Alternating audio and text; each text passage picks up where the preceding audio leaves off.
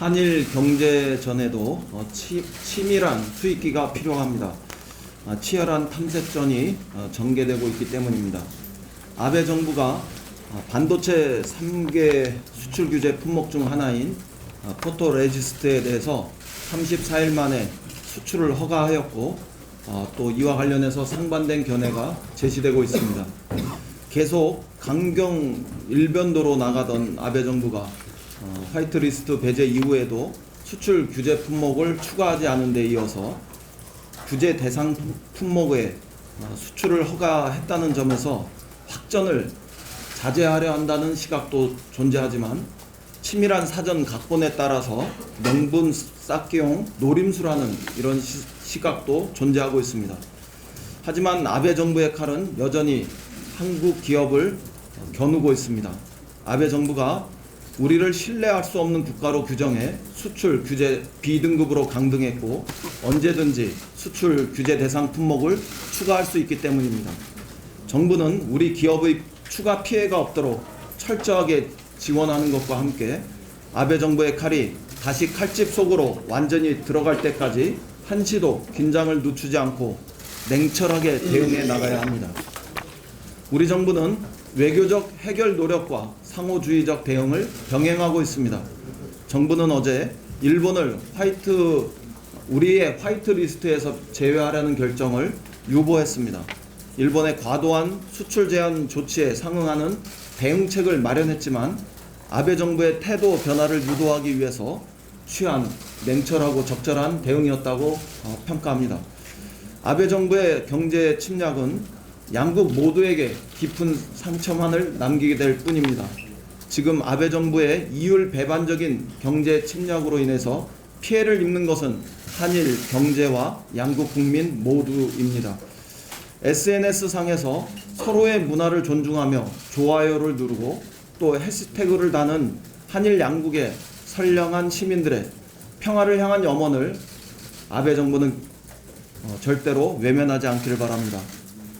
아베 정부가 양국의 미래를 조금이라도 생각한다면 즉시 한일 외교 통상 라인 간 대화와 협상에 응해야 합니다. 지금이라도 수출 규제 조치를 철회하고 모든 관계를 원상 회복할 것을 아베 정부에 촉구합니다. 요즘 황교안 대표의 발언을 보면 누가 적군이고 누가 아군인지 구별이 잘 되지 않습니다. 황교안 대표는 어제 최고위원회에서 우리 외교 역사상 이렇게 사강 외교가 모두 무너져 버린 사례는 단 한 차례도 없었는데도 이 정권은 대한민국을 더욱 고립시키는 셀프 왕따의 길을 고집하고 있다고 말했습니다. 또 한미일 공조 복원을 위해 무능한 외교 안보 라인을 전면 교체해야 한다고도 말했습니다. 이런 행태는 현 상황을 외교 부재의 탓으로 돌리고 또 우리 정부의 무능 탓으로 몰아세우는 황교안 대표의 매우 정략적인 대응이라고밖에 볼 수 없습니다. 꼬여있는 한일 관계 책임을 우리 정부 탓으로만 돌리는 자유한국당과 황교안 대표의 정략적 대응 방식은 즉각 중단되어야 합니다. 대일 관계의 불확실성은 여전하며 침착하고 냉철하게 우리 모두가 대응해야 할 때이기 때문입니다. 하지만 외교적 논의를 거부하는 아베 정부를 그 오만한 태도를 보면서도 외교가 모두 무너졌다, 외교 안보 라인을 전면 교체해야 한다는 황교안 대표의 지적은 한국의 자중질환을 노리는 아베 정부의 뜻과 크게 다르지 않다는 오해의 소지가 많습니다. 추경 지연, 백태클, 팀킬, 국회 빌런, 엑스맨, 자살골, 거기다 최근에 색깔 산성을 쌓는 데에서 이러한 자유한국당을 바라보는 우리 국민들의 시선이 곱지만은 않다는 점을 경고합니다. 황교안 대표는 이런 점을 유념하시고 앞으로 자칫 일본 정부의 오판을 불러일으킬 만한 그런 발언과 행동을 자제해 주실 것을 정중하게 요청합니다. 이상입니다. 추경 심사 당시 김재원 예결위원장이 음주 심사라는 무리를 일으켰었습니다. 결국 추경 예산은 이런 논란 등을 거쳐서 청년 일자리 사업 등 일자리 예산이 대폭 삭감되었고 의료, 급여, 경상보조 등 복지 예산도 크게 삭감되었습니다. 한마디로 민생을 외면한 추경심사였다고 할 수 있습니다. 그랬던 김재원 위원장이 이번에는 예결위원장이라는 자신의 신분을 망각하고 내년도 예산 편성을 앞두고 자유한국당 의원들에게만 공문을 돌려 챙겨야 할 예산을 알려달라고 했다고 합니다. 이번에는 자유한국당 의원들 지역 예산 중심으로 내년도 예산을 심사하려 하는 것은 아닌가 걱정이 됩니다. 이런 예산 심사에 대해 과연 어느 국민이 납득할 수 있겠습니까? 예결위원장이라는 무거운 자리의 의미를 제대로 이해하지도 못하는 김재원 예결위원장은 이 상황에 대해서 사과해야 될 것입니다. 나경원 자유한국당 원내대표가 지난 6월 자신을 비하하는 댓글을 달았다는 이유로 많은 사람들을 모욕 등의 혐의로 무더기로 고소하였다고 합니다. 아마도 자신을 비하하는 말에 무척 큰 상처를 받으셨나 봅니다. 정치인이 자신을 비판하는 사람들을 무더기로 고소하는 것이 타당한지 등에 대한 비판 등을 차치하고 한 가지 말씀드리고 싶은 것이 있습니다. 본인을 비하하는 말들이 주는 아픔을 안다면 자신들이 비하하는 말을 하여 다른 사람들에게 아픔을 준 부분에 대해서도 조금은 생각해 줄 수 있지 않을까요? 보통 인지상정이라고 하지 않습니까? 그런데 왜 자유한국당은 5.18 희생자나 세월호 참사 피해자분들에 대해서는 그렇게 함부로 비하하는 말을 하는지, 왜 비하 발언을 해서 많은 문제를 일으킨 의원 등에 대해서 제대로 조치를 하지 않는지요. 그리고 왜 세월호 참사에 대해 막말이라고 할 수 있는 보도를 한 프리덤 뉴스라는 유튜브 매체의 대표인 김기수 변호사를 세월호 참사를 조사하고 있는 사회적 참사 특별위원회의 비상임위원으로 추천했는지도 묻고 싶습니다. 한 번쯤 입장을 바꿔 생각해 보셨으면 합니다. 그래서 5.18 희생자분들과 세월호 참사 피해자분들에 대해 망언을 한 의원 등에 대해서 제대로 된 조치를 했으면 합니다. 그리고 김기수 변호사에 대한 추천을 철회하였으면 합니다. 강제징용 피해자들이 전범기업들을 상대로 청구한 손해배상 소송에서 전범기업들을 대리한 김앤장이 법 논리만으로 승소할 수 없다고 판단한 후 외교부 등 행정부를 통해 법원을 설득하려는 전략을 세웠다고 의심할 만한 문건이 어제 언론 등을 통해서 공개되었습니다. 문제는 이 문건의 내용이 이후 그대로 실행되었다는 것입니다.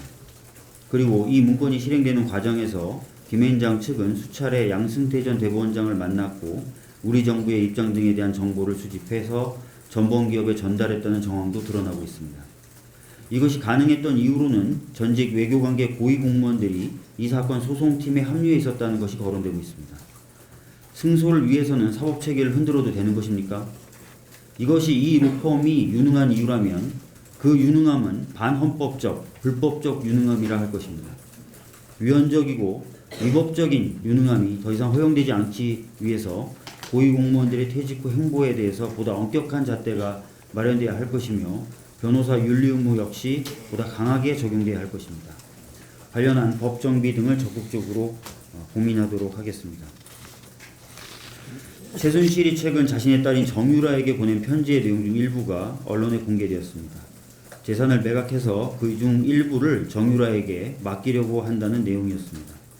이 편지를 통해 최순실의 실제 재산 규모와 그 형성 과정에 대한 의문이 증폭되고 있습니다.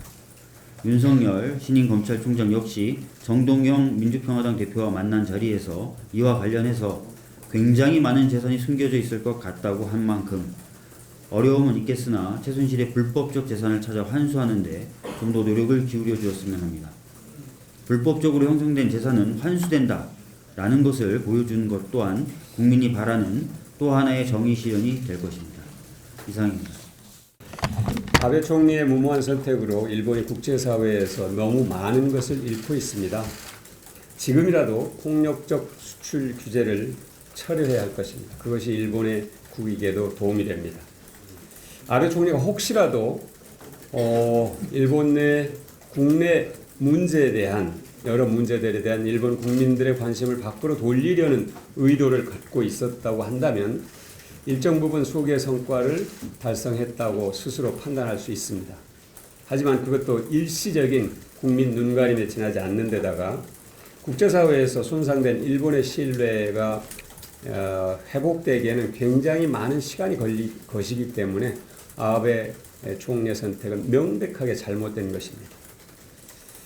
세계 수많은 언론과 전문가들이 아베 총리의 현명하지 못한 선택을 조속히 철회하라고 촉구하고 있는 가운데 급기야 미국의 싱크탱크인 CSIS가 일본 스스로 경제 리더로서의 이미지를 손상시켰다. 특히 이웃나라에 대한 공격으로 일본의 광범위한 이익에 손상을 가져올 수도 있다고 지적했습니다. 일본이 어제 수출 규제 품목 3개 가운데 포토레지스트의 수출을 허가하면서 안보상의 문제는 없는 것으로 판단했다고 일본 언론이 보도했습니다. 애초부터 안보상의 문제는 없었던 것입니다.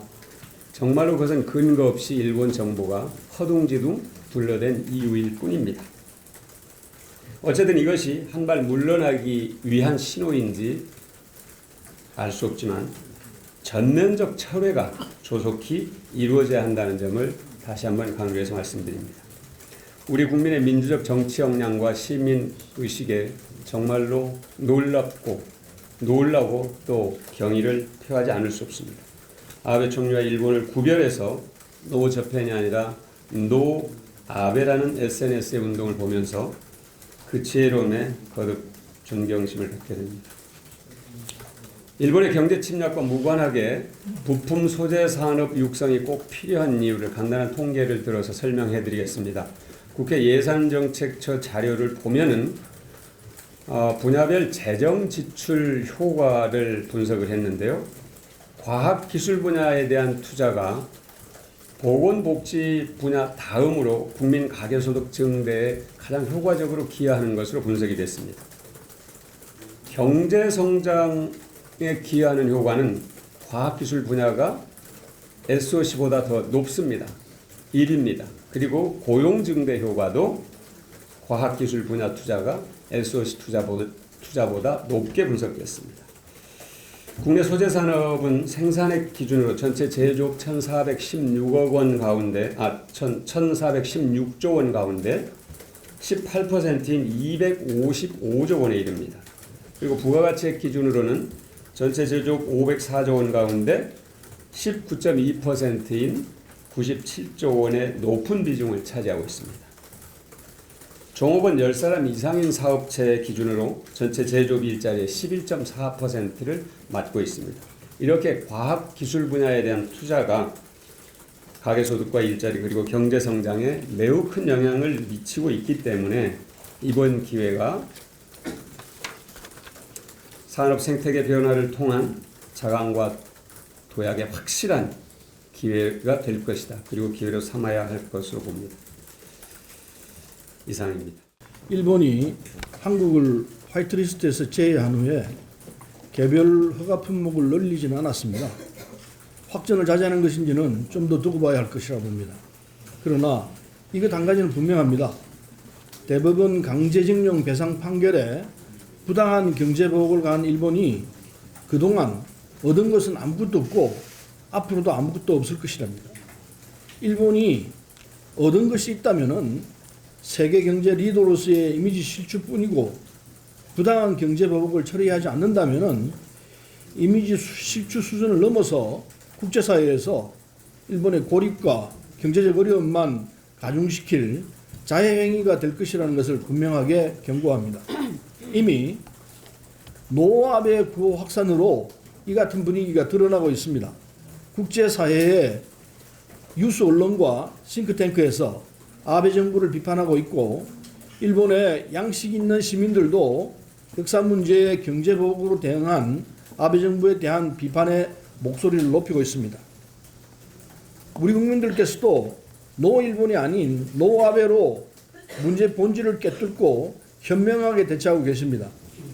강복절인 15일에는 서울광장에서 한국과 일본 시민단체 회원들이 강제동원 문제 해결과 과거청산을 위해서 공동행동을 벌인다고 합니다. 우리 정부와 국민의 효과적이고 단호한 대응의 결과 우리는 국제사회에서 명분과 지지를 확보하고 있고 아베 정부는 고립을 자처하고 있다고 평가합니다. 아베 정부는 부당한 경제보복을 하루빨리 중단하고 대화의 장으로 나서야 하며 우리는 외교적 청해를 통한 해결 노력을 경주하는 것과 함께 부당하면은 단호한 대응으로 맞서야 할 것입니다. 그래야 외교적 협법의 길도 함께 열릴 수 있을 것입니다. 이상입니다. 아베 정부의 부당한 경제 공격에 맞서 대학들도 나섰습니다. 카이스트가 소재 부품 장비 기술 자문단을 꾸린 데 이어서 서울대도 중소 중견기업 지원을 위한 자문단을 구성했습니다. 정부와 기업, 대학이 유기적으로 협력해 나간다면 소재 부품 장비의 자립이 더 빨리 이루어질 것입니다.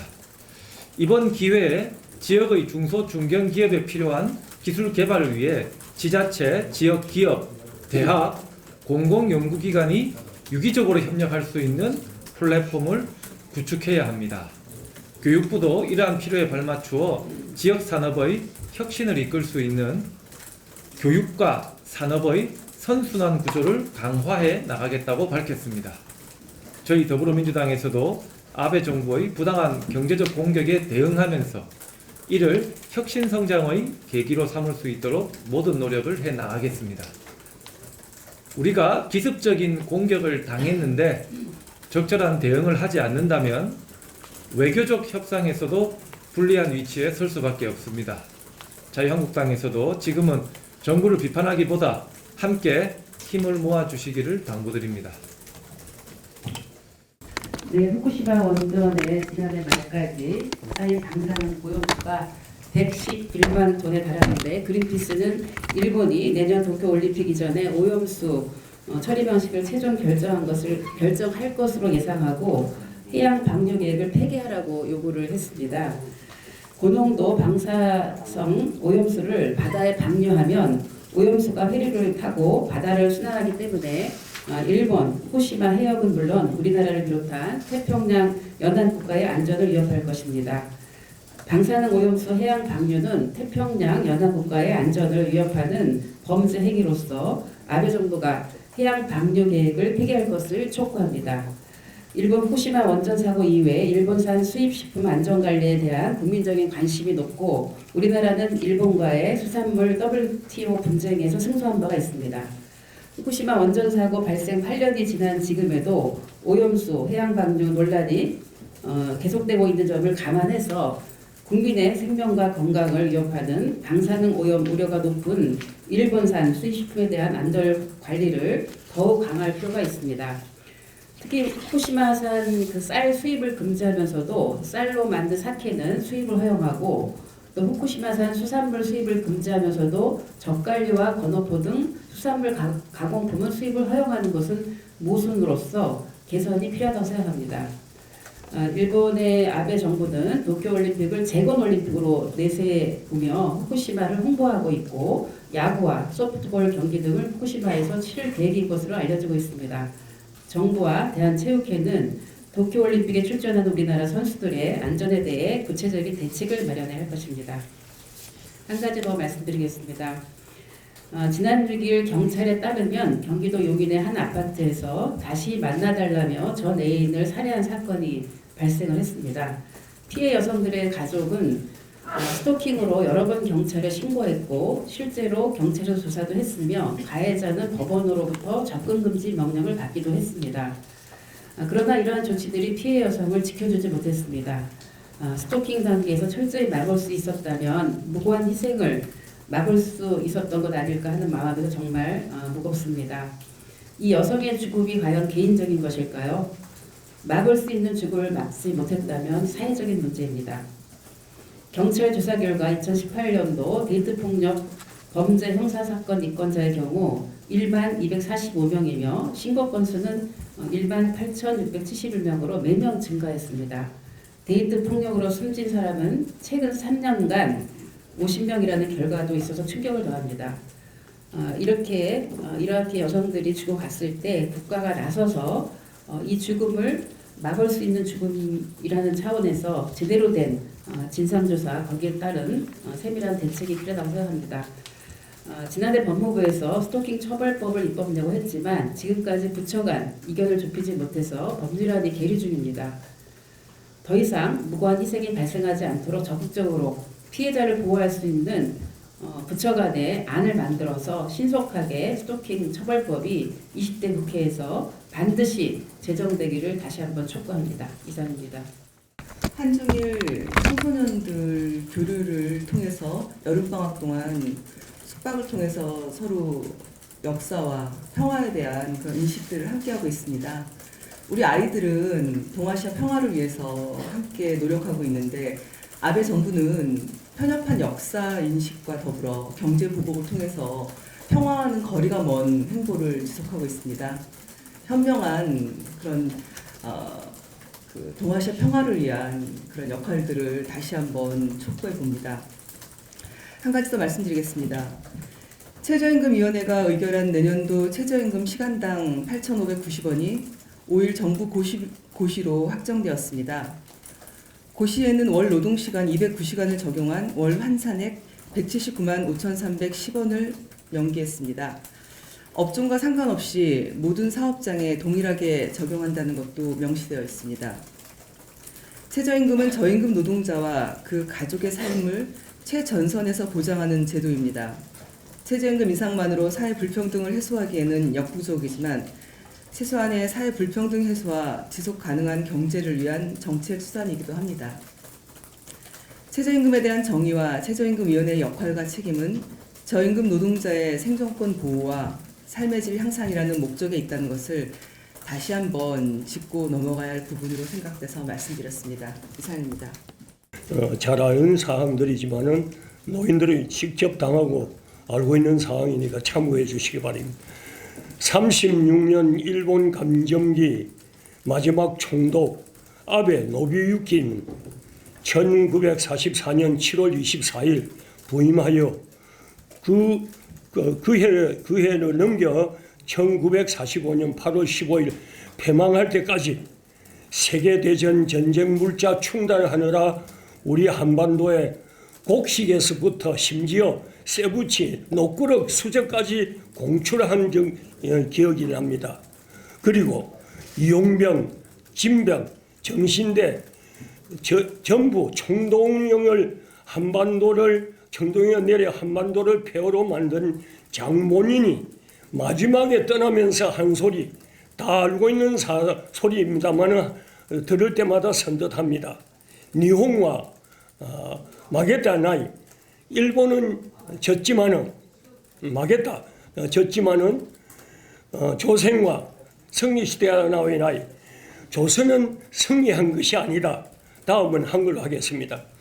장남하건대 조선인이 제 정신을 차리고 옛 조선의 영광을 찾으려면 100년은 걸릴 것이다. 일본은 그간 조선에 총과 포보다 무서운 식민지 교육을 심어놓았다.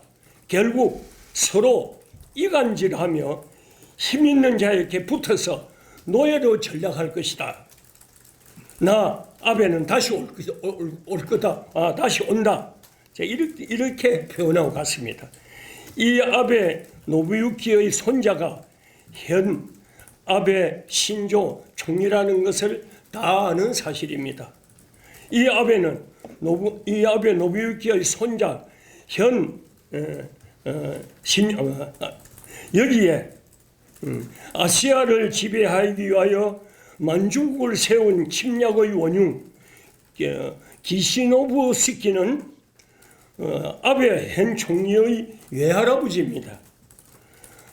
이런 아베 신조는 어릴 때부터 침략에 대한 가정교육이 머리에 각인되어 있는 것입니다. 그 본색이 드러난 것은 참으로 걱정입니다. 경제전쟁으로 끝날 자가 절대는 아닙니다. 지금 각 곳에 우리는 방어를 해야 하지만 취약한 곳이 여러 것인데 특히 독도가 걱정입니다 하는 내용을 부산에서 보내왔습니다. 두 번째 간단합니다. 이번 무역전쟁 도발을 기하여 한미일 방위조약을 일본과는 더 이상 할 수 없다고 강력하게 나와주기를 바랍니다 하는 부탁입니다. 우리를 침략하고 있는 일본과 함께 할 수 없음을 한미 조약으로 다시 개정하고 당당하게 자유성을 갖고 고집스럽게 한번 우리들의 주관을 보여주는 이런 기회를 삼아 주십시오 하는 부탁을 지도부에 전해달라고 하는 부탁이었습니다. 이거는 광주에서 부탁이었습니다. 광주에서 부탁이었습니다. 예. 예, 지금 저 손진규 노인위원장께서 하신 말씀 중에 아베 노무현기의 손자가 아베 신조라는 것은 사실이 아닙니다. 그래서 그 부분은 이제 이 인터넷 SNS에 올린 것을 그대로 읽으신 것 같은데 이 정정 하는 걸로 그렇게 해주시기 바랍니다.